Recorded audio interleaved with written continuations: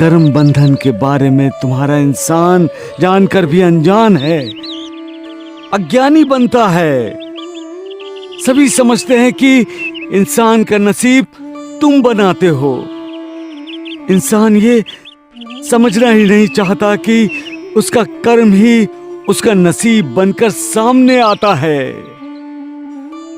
उसके कर्मों का लेखा जोखा ही उसका जन्म और उसकी मृत्यु तय करता है। इंसान का कर्म ही उसका भाग्य है।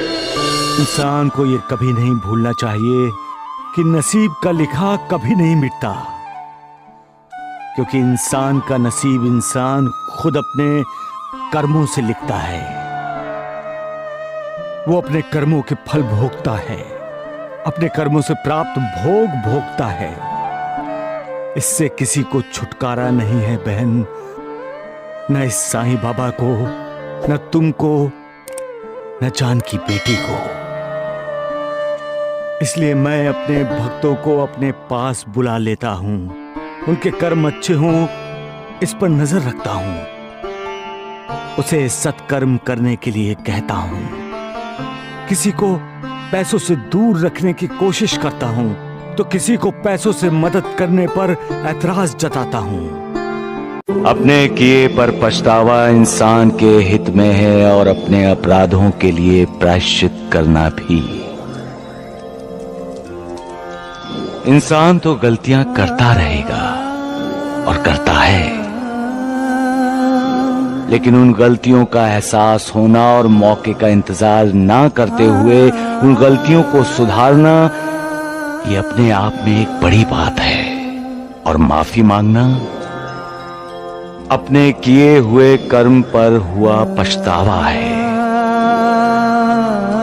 कमाल का है तुम्हारा ये इंसान। खुद दूसरों के साथ विश्वासघात करता है और विश्वास करता है कि दूसरे उस पर विश्वास करें। खुद दूसरों की इच्छाओं और खुशियों में आग लगाता है और चाहता है कि दूसरे उसकी हर इच्छा पूरी करें। खुद तो अपनों के साथ भी कुटिलता से व्यवहार करता है और अपेक्षा करता है कि पराये भी उसके साथ अच्छा व्यवहार करें। परंतु ये कैसे संभव है मालिक? तुम्हारा ही तो न्याय है ना, जैसा करो वैसा भरो।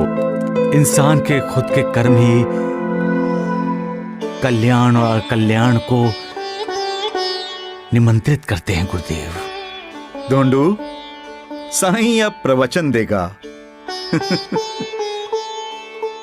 सत्कर्म करने वाले को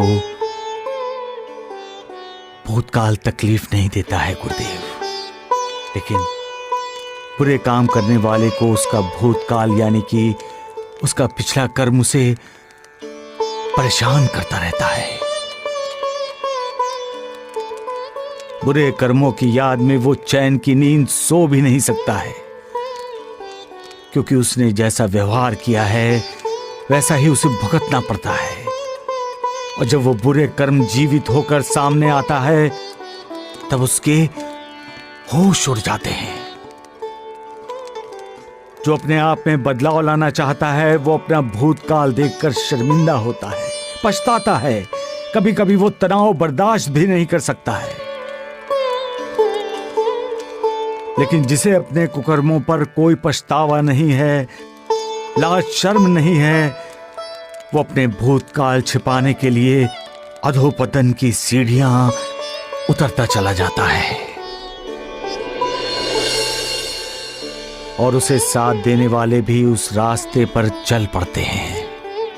किए की सजा तो भुगतनी ही पड़ती है, हर किसी को भुगतनी पड़ती है। अपने कर्म का कर्म फल तो मिलेगा ही मिलेगा।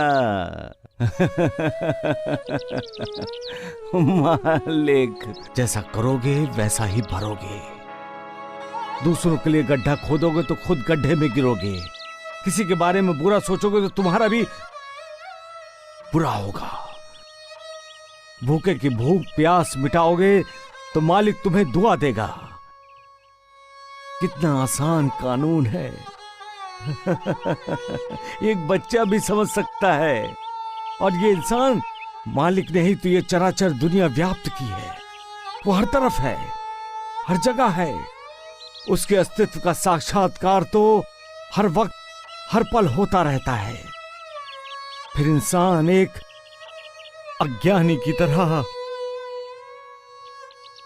मालिक की पवित्र निशानियों को बुझाने का, मिटाने का पागलपन क्यों करता है? हम मालिक,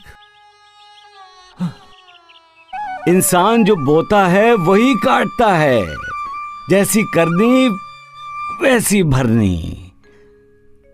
जो मालिक के इस न्याय को भूल जाता है उसे अपनी जिंदगी में ही इसका साक्षात्कार हो जाता है। गुरुदेव, हम दूसरों को सुख देंगे तो दूसरे भी हमें सुख देंगे। दूसरों को दुख देंगे तो सुख की उम्मीद करना ना समझिए। दूसरों का अपमान करके सम्मान की आशा कैसे कर सकते हैं हम? दूसरों की मना शांति छीनकर हमें मना शांति नहीं प्राप्त हो सकती। एक हाथ से दो, दूसरे हाथ से लो। यही तो मालिक का दस्तूर है गुरुदेव। मालिक ने जब इंसान को बनाया तब समझाते हुए उससे कहा कि अपनी जिंदगी तुम खुद बनाओगे, अपने जीवन के शिल्पकार तुम खुद बनोगे।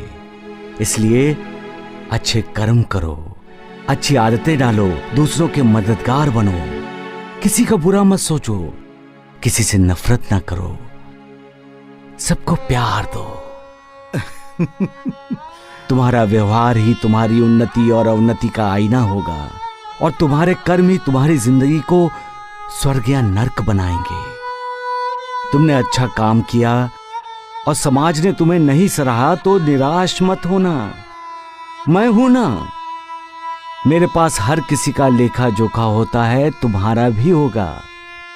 तुम्हारे अच्छे कर्म को मैं सिर्फ सराहूंगा ही नहीं, उसका इनाम भी दूंगा। लेकिन तुम्हारे किसी अपराध के लिए समाज ने तुम्हें दंड नहीं दिया तो ये मत समझना कि तुम छूट गए। नहीं, मैं हूं ना, मैं तुम्हें दंड दूंगा। जो इंसान अपना कर्म मालिक को समर्पित करता है वो दलदल में कैसे फंसा रह सकता है? कैसे कोई नाउम्मीदी उसका दामन थाम सकती है? कैसे? अच्छा काम मालिक की सेवा होती है। उस काम को करते समय अड़चने तो आएंगी ही, अवरोध तो होगा, लेकिन वो काम रुकेगा नहीं, वो काम पूरा होकर ही रहता है।